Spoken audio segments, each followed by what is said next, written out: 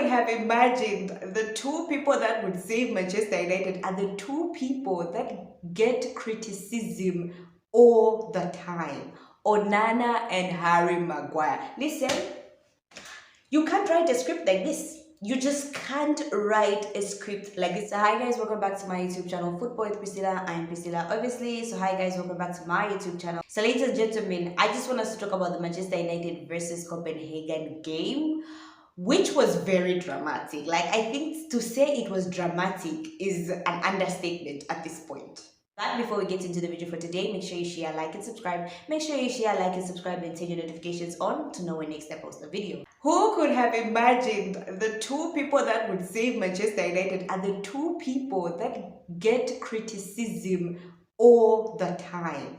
Onana and Harry Maguire. Listen, you can't write a script like this. You just can't write a script like this. It is too good.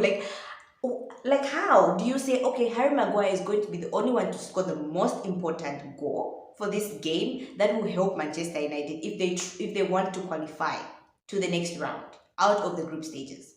And Onana is going to be the one to save the last minute penalty that will save Manchester United. Like, who can write a script like this?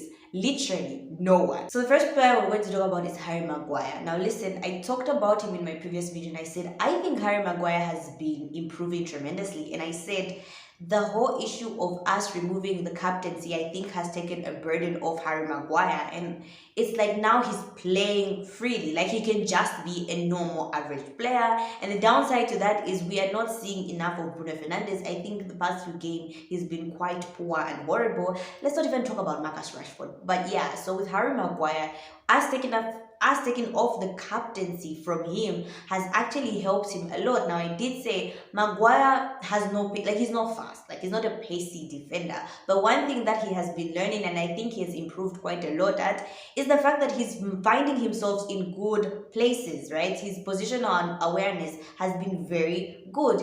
And you know what? Listen, I think people don't talk enough about this, and I remember I once mentioned it. You know what?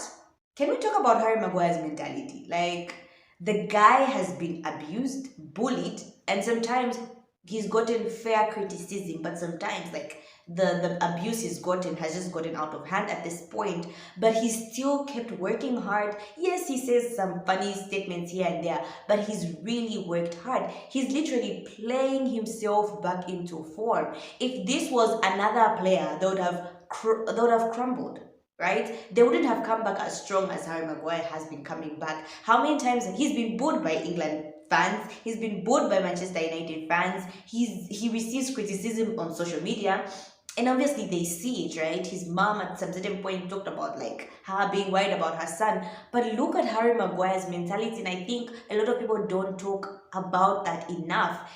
He's a mentality monster at this point, because if it was anything, that amount of criticism for one person, like, and he's playing and he's actually getting better. I'm not saying he's the best we have, but I think he's actually improved. And for a player to improve regardless of the abuse and the bullying that he's been getting, and like I said, some of it is fair criticism, he has really stepped up to the plate and he has really been performing well. So you know what, kudos to Harry Maguire, an absolute wonderful player for Manchester United. Listen, he's filling in the shoes.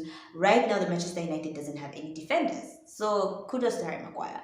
The other player that I want us to talk about, another player who I think has great mentality, is Onana. Now listen, I personally have made a lot of Onana why videos, because Onana why, but today, ladies and gentlemen, it's Onana wow. Okay, an amazing save at the end. You know, when the referee called it a penalty, which for me personally, I don't agree. I don't understand why it was a penalty. Can someone in the comment section explain to me why it was a penalty? Because I don't get it. But when the referee said penalty, I was like, what have I done wrong to deserve this? Like, what have we Manchester United fans done so wrong to deserve this? And looking at the TV and seeing that Copenhagen player step up to score the penalty, I was just like, we're finished. Like, this is how I was like, we're finished.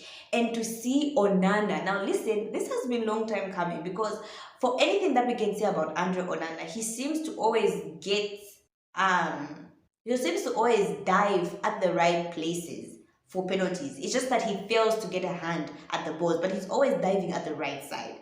So to see Onana save that ball, I screamed. I was like, you know what? I couldn't contain the joy, the relief that I felt, and it's actually good, you know. Finally, Manchester United. At least we've won 2 games consecutively, which is good. I mean, this is going to build up the morale and the confidence of the team. But listen, Onana, that was absolutely amazing. Like what Onana did, he saved us too.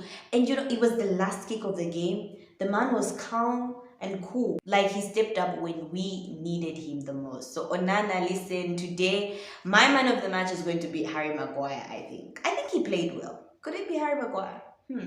Based on the fact that both of these have saved Manchester United, I'll give it to Harry Maguire. Onana, who I think was amazing, there were a lot of amazing saves that he actually made today. So both Onana and Harry Maguire have a shout out, but I think they were amazing. I also think Rasmus Højlund was also good today.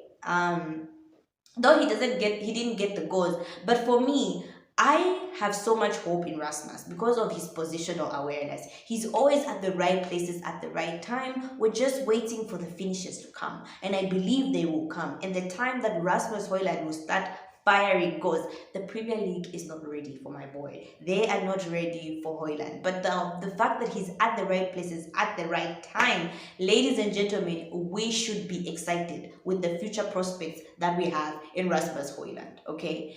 The other thing I wanted to talk about is Manchester United. I've been saying this for a long period of time. It's worrisome that our forward players are not scoring goals. Like at this point, Garnacho. Why?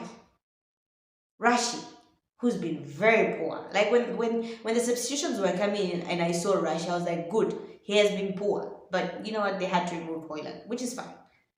But Rashi, what's happening? I don't even know what Martial came to do on that pitch. Like, what did he do? What did he add to the team? Nothing. But listen, it's worrisome that our forward players are not getting goals. It should be worrying us at this point. We can't have defenders saving us. We can't have Scott McTominay saving us. We have Garnacho, we have Anthony, we have Rashi, we have Højlund. These guys need to start chipping in goals because at this point, our top scorer should be Casemiro or McTominay, and that should worry anyone. Those are not our forward players. Neither are they our strikers. So what's happening? Aside for that, ladies and gentlemen, I think Bruno Fernandes was poor. I don't know why Sofian was removed. When Sofian was removed, I was like, oh my god, the midfield has just been open. But I think we played well. Copenhagen's midfield as well wasn't strong. If it was another team on another day, they would have played through our mid because there was literally no one sitting on the CDM role. But yeah, I think Bruno played poorly. Sofian Amrabat I think was good for me unless he's injured. I don't know why he was substituted. Ericsson came in and changed the game somehow, somewhere. McTominay was okay, but I feel like McTominay is better when he has a solid CDM behind him. Regulon I think played well for a guy that's coming from injury. Varane was okay. Harry Maguire was very good. Dalot, I think a lot of people are not giving him enough credit. The fact that he's playing every single game because he's the only right back that is fit.